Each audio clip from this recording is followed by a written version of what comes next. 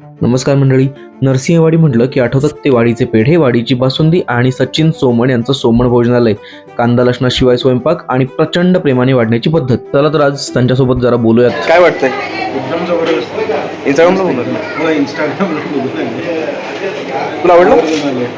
तुला आवडलं का? थँक्यू म्हणून असं का? तर किती वर्ष झाले? 10-15 वर्ष इकडे येत आहे. तर आज आपल्या सोबत सोमण भोजनालयाचे सर्व सचिन सोमण म्हणजे आमचे मामाश्री. मामा, सगळ्यांना ऐकायला नक्की आवडेल की सोमणचा जो प्रवास आहे आता 40-42 वर्ष झाली आहे जवळपास, तर तो सुरू कुठून झाला? पहिला दिवस काय स्टोरी त्याची, एक पहिल्या ताटाची? पूर्वी म्हणजे मी त्यावेळी होतो 5-6 वर्षाचा. असंच पहिल्या दिवशीला. तेव्हा आमच्या आई वडिलांनी सुरुवात केली. आमच्या आई साहेबांना म्हणजे त्यांच्या आईकडून ते आलेलं भोजनालयाचं. कारण त्यांच्या माहेरी, आईच्या माहेरी त्यांच्याकडं हॉटेल व्यवसाय होता. फडके भोर म्हणून हुपरीला त्यांचं हॉटेल होतं. तिथं त्यांची एक मेस होती. त्यामुळे त्यांना तिथला अनुभव असल्यामुळे त्यांनी तिथं नरसोबावाडीत आलेल्या भाविकांना जेवणाची सोय नव्हती. तेव्हा हे महाप्रसाद वगैरे, हॉटेल वगैरे काही नव्हतं. मग त्यावेळी असं आमचं बेकरी, कोल्ड्रिंक असं पूर्वी जुन्या स्टँडपाशी दुकान होतं. मग तिथं आमचे वडील असत होते. मग त्यांना त्यावेळी एक वयस्कर आजी आजोबा त्यांना जेवणासाठी विचारले कुठं काय मिळत आहे. मग तेव्हा आमच्या वडिलांच्या डोक्यात आलं आपण यांना घरी नेऊया.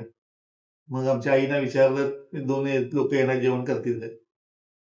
बोलवा त्यांना म्हणून सांगितलं. त्यांनी केलं त्यावेळी जेवण. तेव्हापासून ती सुरुवात झाली.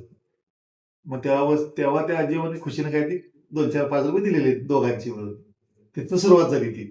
मग ते 2 म्हणतात दुसऱ्या दिवशी परत आणि असं कोणते विचारलं, परत असं 2004-4ची आठ होत गेली. रिपीट होत गेलं. मग ते एक व्यवसायच होऊन चालू झाला आपला.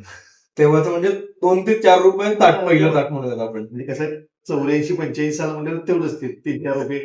म्हणजे असं म्हणजे पैसे पण मागणार नाहीत, काय द्यायचं ते द्या. जे मिळतील तसं. हा. त्यातले पदार्थ सुरुवातीला काय होते आठवतात?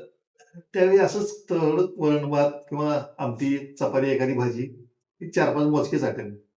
आणि आज आज त्याला आता कसं आहे, लोकांना जरा चवीने खाणारे लोक जास्त झाले. त्यामुळे भरपूर पदार्थ असतात. तरी नाही म्हणजे 20-22 आयटम असतात ताटमध्ये आता. सांगू शकशील?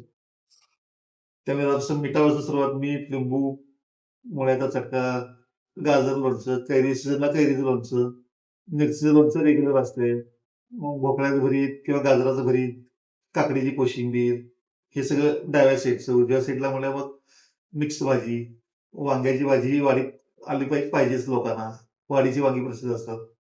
मग एखादी उसळ, मग पहिला वरण भात, तूप, मग चपाती, पुरी, त्याच्यावर बासुंदी येते वाटीला, मग पापड, मग आमटी, चिंचगुळाची आमटी असते, ताक असते. शेवटला परत मसाले भात, परत ताक भात असतो शेवटला. शेवटला मसाले विडा असतोय, म्हणजे आपण पान म्हणतोय ते.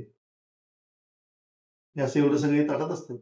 आणि कसं वाटतं हा जो 42 वर्षाचा प्रवास आहे, पटकन गेलाय की काय? कसं नाही आहे? नाही नाही. याला भरपूर 42 वर्ष म्हणजे याला भरपूर वर्ष गेली. कारण मी आलो ह्या 93 सालापासून. कारण 10वी झाल्यापासून ह्याच व्यवसायात आहे मी. आणि पूर्ण आचारी वगैरे कोण नसते आमच्यात. स्वयंपाक मी स्वतः करत असते. मग ते आमच्या आईचं डोळ्याचं ऑपरेशन झालं. त्यामुळे पूर्ण मीच करतो. 2009-10 पासून पूर्ण मीच करतो स्वयंपाक. आचारी वगैरे कोण नाही आमच्यात. स्वतः आमचं करतो. जे काय आहे ते सचिन सोमण. सर्व.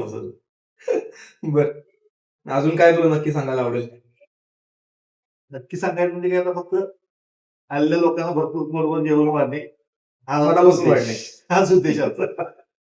पैशाचा किंवा रेट ते आहे काय आपल्या डोक्यात दिसते. आलेल्या लोकांना भरपूर वाढणे, पोट भरून, हा मोठा उद्देश हाच. नक्की नक्की नक्की नक्की. तर जे कोणी बघताय, पुढच्या वेळी वाडीत आलात की सचिन सोमण, त्याचे सोमण आपल्याकडे बरेच आहेत, पण त्यात विठ्ठल मंदिरा शेजारी जे मूळ सचिन सोमण आहेत ते नक्की प्रेफर करा. आणि आता 1-2 महिन्यात नवीन ठिकाणी पण ते आता शिफ्ट होणार आहेत समोरच. शेजारी. ते पण तिकडे पण या नक्की. थँक्यू.